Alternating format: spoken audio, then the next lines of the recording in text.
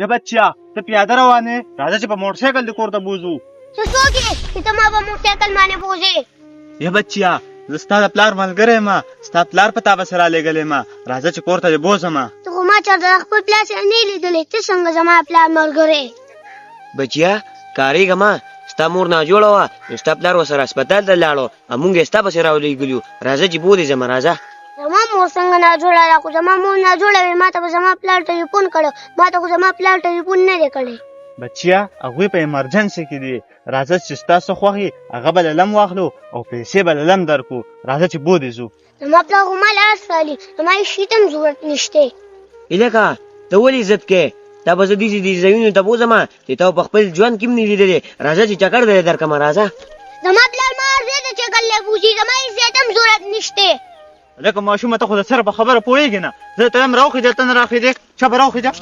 ما پرېږده کله چغې کوم ټول خلک ته پسې راغونډومه. السلام علیکم. څنګه چل دی سر خیر؟ څه پکې وشو که نه؟ سر دا کسان تاسو پېژنئ، دا خو ډېر خراب خلک دی. بچې دا خراب خلک نه دی، دا چې دي دا هم ستاسو خیرخوا دي. دا یو پراجیکټ والا دي او هغوی صرف د ماشومان چیک کي چې یاره راشه د ماشومان پوهېږي او که ناپوه دي.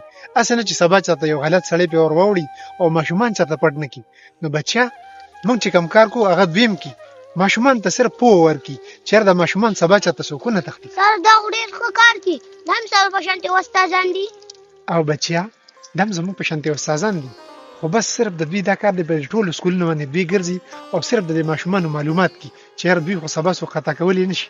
سر ستاسو ډېره ډېره مهرباني، ماشاءالله تاسو خو د خپل ماشومان ډېر زیات پوه کړل دي.